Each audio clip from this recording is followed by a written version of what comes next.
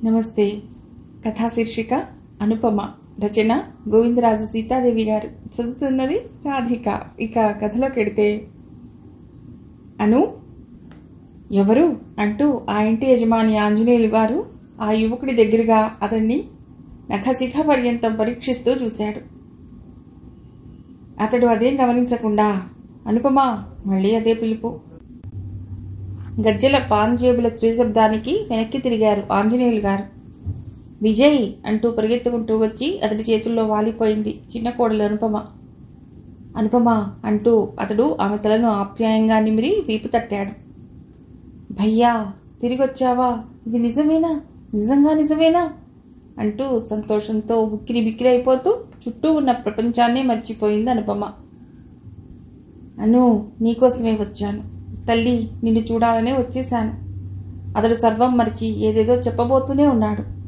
అప్పటికే ఆ హాల్లో ఇంటి పరిచారికలు, ఇంటి ఇల్లాలు జగదాంబ, పెద్ద కొడుకు శేషగిరి, కోడలు మీనాక్షి విచిత్రంగా ఈ దృశ్యాన్ని చూస్తున్నారన్న సంగతి ఆ ఇద్దరూ గమనించలేదు. ఆంజనేయులు గారు క్షణంలో తెప్పరిల్లి, అనుపమ లోపలికి వెళ్ళు, అతడి సంగతి మేం చూస్తాం అంటున్న మామగారి గొంతుకి ఈ ప్రపంచంలోకి వచ్చి తన చుట్టూ ఉన్న 10 జతల కళ్ళని తప్పించుకుని మెల్లిగా లోపలికి వెళ్ళిపోయింది. ఆ ఇంటి ఆచార వ్యవహారాలు చాలా రోజులుగా చూస్తూనే ఉంది అనుపమ. భర్త అస్వతంత్రత, అత్తగారి అధికారం, మామగారి నిరంకుశత్వం, ఆ ఇంట్లో ఏది జరగాలన్నా మామగారి ఆజ్ఞానుసారం జరగవలసిందే. ఆయన పేరంటే ఆ ఇంట్లో అందరికీ సింహస్వప్నం.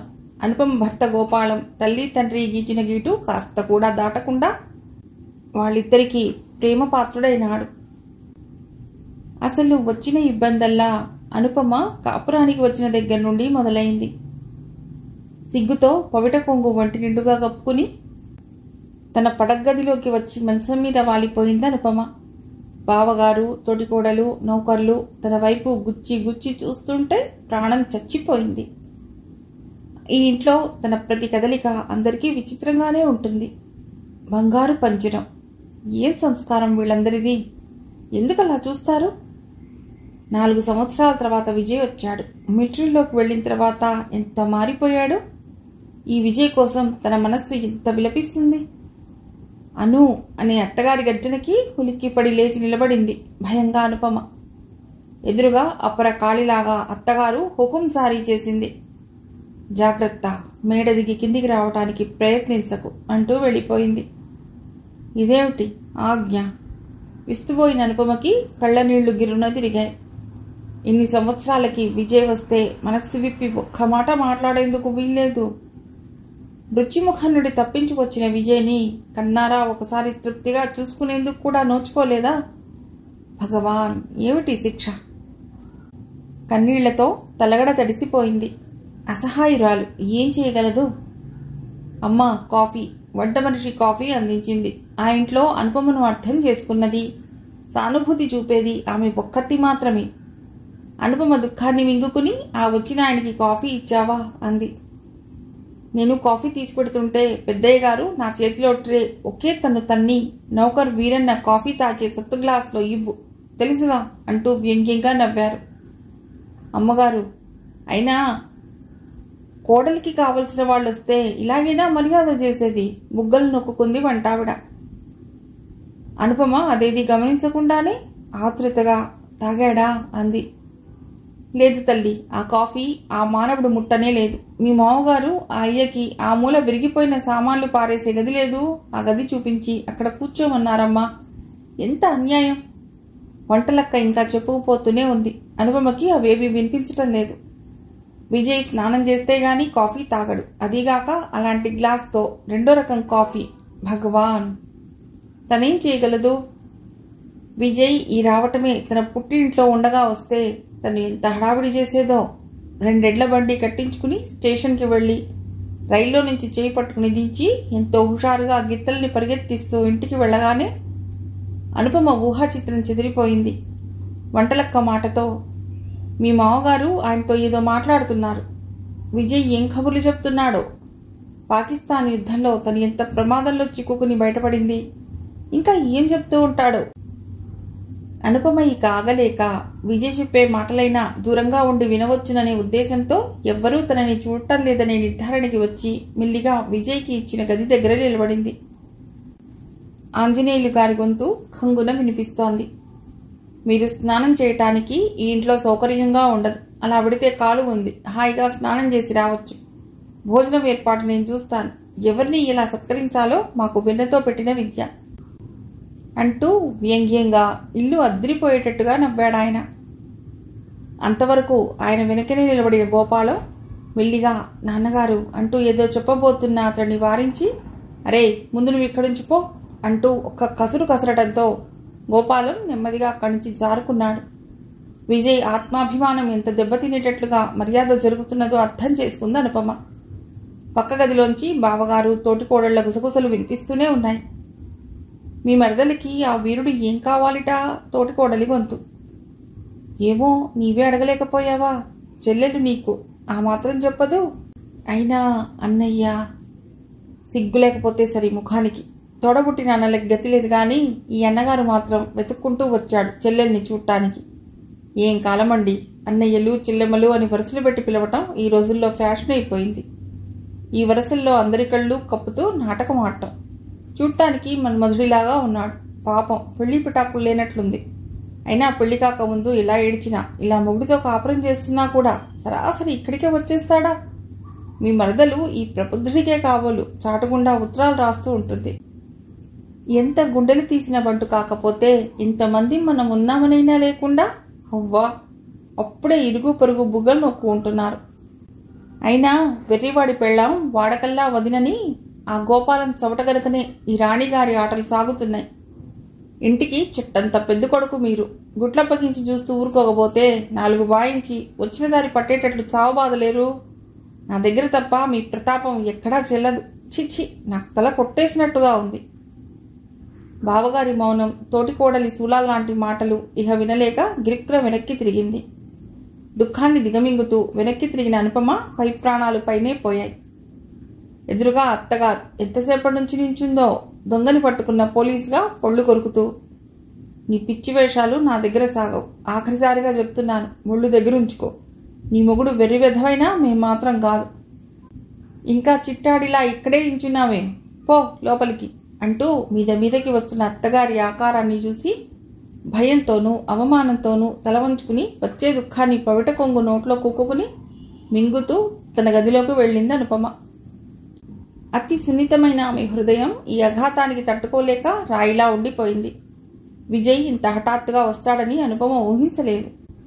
అలా తెలిస్తే ఈ నరక కూపంలోకి అతడు రాకుండా అన్ని విషయాలు ముందే తెలియజేసేది. అతి దుఃఖాన్ని భరించలేక పైకి వ్యవహరించలేక అంత క్రితం విజయ్ రాసిన ఉత్తరాన్ని చదువుకోవటానికి దిండు కింద కవర్ తీసి తెరిచింది. అప్పటికి ఎన్నిసార్లు చదివిందో అనే విషయానికి ఆ నలిగిపోయిన కవరే సాక్ష్యం. అను, నిన్ను చూసి 4 సంవత్సరాలు గడిచింది లెక్క ప్రకారం. కానీ నాకు 40 సంవత్సరాలు అనిపిస్తోంది. నీ పెళ్లికి రాలేకపోవటం దురదృష్టం కదూ. కానీ ఒక విధంగా నా అంత అదృష్టవంతులు ఈ విశాల విశ్వంలో ఉండరు, ఉండబోరు. ఎందువలనో చెప్పమంటావా? అను, నేను ఈ దగ్గరికి వచ్చినప్పుడే ఈ విషయం చెప్పటం. సరే, మిగతా విషయాలన్నీ ఇలా ఉంచు. నీ భర్త, అత్తగారు, మామగారు అందరూ నిన్ను చాలా అభిమానిస్తున్నారని రాసావు కదూ. నాకంటే కూడానా? జవాబు రాస్తావుగా. అన్నిటికీ నీకు కావలసిన విషయం. ఇక్కడ మేమందరము ఎలా ఉంటాం వగైరా విషయాలు ఇదిగో రాస్తున్నాను. సరిగ్గా చదువుకో అమ్మాయి. చీకటి దట్టంగా అలుముకుని కన్ను పొడుచుకున్నా కనిపించని రాత్రి సమయంలో మా క్యాంపు నుంచి మన దేశ సరిహద్దులు కాపలా కాస్తూ. అమ్మా, అన్నం తినండి అన్న వంటావిడ పిలుపుకి అనుపమ ఉలిక్కిపడి చదువుతున్న ఉత్తరం దిండు కింద దాచేస్తూ, ఇదేమిటి ఇక్కడికెందుకు ఆశ్చర్యంగా అంది. అన్నంతా చేసి చూపించే అత్తగారి సామర్థ్యానికి విస్తుపోతూ బంగారు పంజరం గుణుక్కుంది లోపలే అనుపమ. సంధ్య చీకట్లు 4 మూలలా అలుముకుంటున్నాయి. ఇల్లంతా వెతికినా ఎక్కడా అనుపమ కనిపించకపోవటంతో గోపాలం కంగారుగా ఇల్లంతా కలియదిరుగుతూ, అను, అమ్మా, అను కనిపించటం లేదు అంటూ బావురమన్నాడు. ఓరి చవటా, నేను జాగ్రత్తగా చూస్తూ ఉండరా అని ఎన్ని విధాలు చెప్పినా నీ చవటతనం తగలడా. ఎంత మొత్తుకున్నా వినకుండా చాటుకుండా ఆ త్రాసుడు రాసే ఉత్తరాలు చేరేసినందుకు అనుభవించు. నీతో పాటు మా పరువు మర్యాద మంటగలిసే రోజులొచ్చాయి. ఒసే లచ్చి, ఒరే వెంకన్న, ఎక్కడ తెచ్చారా అందరూ? అసలు ఆ గదిలో ఆ త్రాసుడు తగలడ్డాడో లేదో చూడండి. నాకు తెలుసురా నాయనా, ఇది ఎగిరిపోయేదే గాని కాపురం చేసేది కాదని. పరిగెత్తండ్రా. ఏమండో, ఎక్కడున్నారు? కొంపలంటుకున్న ఇనపెట్టె దగ్గర నుండి రారు గదా. దేవుడా, పెళ్ళప్పుడే అంతా చెప్తే వినక గంతకి తగిన బొంతలే అని ఊరుకుంటే ఇప్పుడు కర్మ అనుభవించక తప్పదల్లే ఉందిరా నాయన. అయ్యో అయ్యో, ఆ మిలిటరీ విధవ వచ్చినప్పటి నుండి నా గుండెల్లో గుండెలు లేవు. నా పరువేంగాను. జగదంబ రాగాలతో ఇల్లు దద్దరిల్లిపోయింది. ప్రతి ఒక్కరినీ పిలవనవసరం లేకుండానే పెద్ద కోడలు, కొడుకు, ఆంజనేయులు గారు, నౌకర్లందరూ గుమిగూడారు. ఏమిటేమిటి అంటూ. నలుగురిలో ఎంత అవమానం అత్తయ్యా! రైలు స్టేషన్కి, బస్టాండ్కి మనుషుల్ని పరిగెత్తించండి అంటూ మండే అగ్నిలో ఆజ్యం పోసింది పెద్ద కోడలు.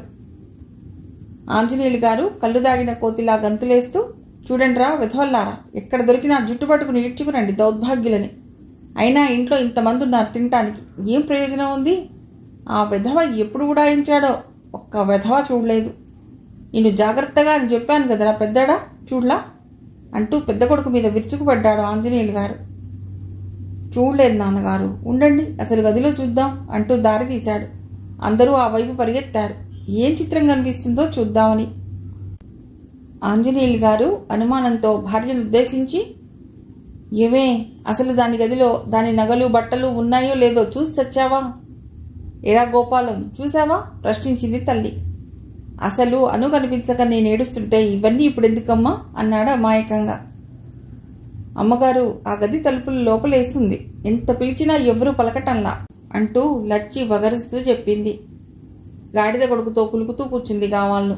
అరే, నా పెద్ద కర్రీలాదే ఒక్క దెబ్బతో సఫా చేస్తాను. అగ్గైపోయారు ఆంజనేయులు గారు, గది తలుపుని తన బలమంతా ఉపయోగించి తన్నుతూ. పెద్ద కోడలి సంతోషానికి అంతులేదు. గది తలుపులు విడిపట్టంతోటే తోటి కోడలు ఎలాంటి పరిస్థితిలో ఉందో చూడాలని ముందుగా దూరింది పెద్ద కోడలు. అందరూ గదిలోకి అడుగుపెట్టి చూస్తే అంతా కటిక చీకటి తప్ప ఏమీ కనిపించడం లేదు. క్షణాల మీద 4 లాంతర్లు తెచ్చారు. గది అంతా వెలుగుతో నిండిపోయింది. చీకటిలోంచి వెలుగులోకి వచ్చిన వాళ్ళంతా అందరూ కళ్ళు నిలుపుకుని చూశారు ఒక్కసారి. అనుపమ గుప్పెట్లో వెలిగిపోయిన ఉత్తరం, రెండవ చేతిలో రహస్యంగా స్టోర్ రూంలోంచి దొంగిలించి తెచ్చిన అరిసె ముక్కలు 2. ఎన్నో రోజుల వియోగంతో బాధ పాపం. ఇప్పటికి కలుసుకుని అలసిపోయి నిద్రపోతున్నట్లుంది. అత్తగారి మెప్పు సంపాదించడానికి ఇదే అవకాశమని ఒక విసురు విసిరింది పెద్ద కోడలు. గోపాలం పిల్లిలాగా ఏం జరుగుతుందో అని చూస్తున్నాడు భయం భయంగా. రే, ఆ ఉత్తరం ఏమిట్రా? వాడు ఉడాయించేశాడు. వెధవ బతికిపోయాడు, లేకుంటే నేను ముక్కలుగా నరికి కాకులకి గద్దలకి వేసేవాణ్ణి. ఈ ఆంజనేయులు అంటే ఏమిటనుకున్నాడో అంటూ చేతిలోని కర్రని నేల మీద బాత్తూ విజయ్ మీద అక్కసు, భూదేవి మీద చూపిస్తూ, ఉరై పొద్దాడా, ఆ ప్రేమలేఖ కాస్త చదువు. సావధానంగా వినండి అందరూ, తర్వాత దాని సంగతి చూద్దాం. ఆర్డర్ జారీ చేశాడు ఆయన. శేషగిరి ఆత్మ ఘోషించింది. ఛీ, ఈ అమ్మాయి అలాంటిది కాదు, ఏదో పెద్ద మిస్టరీలాగా ఉంది. చదవండి చప్పున, మోచేత్తో పొడిచింది భార్య హుషారుగా. చదవరా తండ్రి గద్దింపులో శేషగిరికి ఇక చదవక తప్పలేదు. అనుపమ, ఎందుకో నాకు మన చిన్నప్పటి జీవితం గుర్తుకొస్తోంది.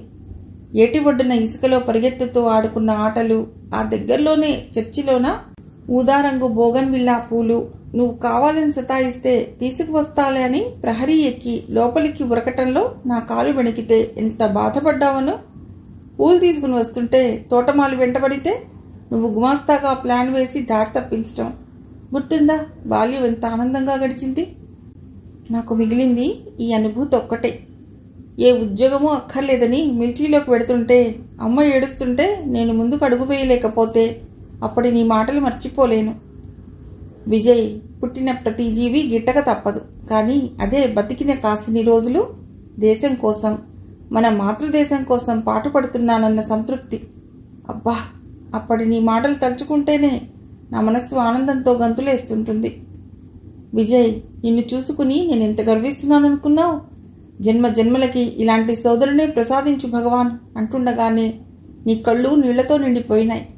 నేను నీ దగ్గరగా వచ్చి నీ కళ్ళ నీళ్లు తుడుస్తుంటే అమ్మ మన ఇద్దరినీ దగ్గరగా తీసుకుని ఏకగర్భజనితులు కాకపోయినా ఈ అన్నా చెల్లెళ్ళని చల్లగా చూడు భగవంతుడా అనటం నేను మర్చిపోలేను. అమ్మకి నీ మీద ఎందుకో అంత మమకారం. తన చేత్తో నాకు ఒకటిసారిగా అన్నం పెడితే ఇక నేను తిరిగి రానేమో అనే భయంతో నీ చేత పెట్టించింది. ఆ పెరుగు ముద్దల రుచి నా జీవితంలో మర్చిపోలేనను. ఇవన్నీ నువ్వు మర్చిపోయావా? నీ నమ్మను. నేను పెళ్లికి రాలేకపోయినా అన్నీ సవ్యంగా జరిగి నువ్వు అత్తవారింటికి వెళ్ళి సుఖంగా ఉన్నావంటే ఎంతో సంతోషించాను. నీ పెళ్లికి గాను ఖర్చు చేసిన డబ్బు నేను పంపించిందని తెలిసినప్పుడు ఎందుకంత బాధపడుతూ ఉత్తరం రాశావు? అత్తవారింట్లో ఉన్న నిన్ను ఒక్కసారి చూసి వెళ్ళిపోదామనే ఆశతో ఎంతో ప్రయత్నించి సెలవు తీసుకుని వచ్చాను. దురదృష్టవంతుణ్ణి, దారిలోనే అన్నీ పోగొట్టుకున్నాను.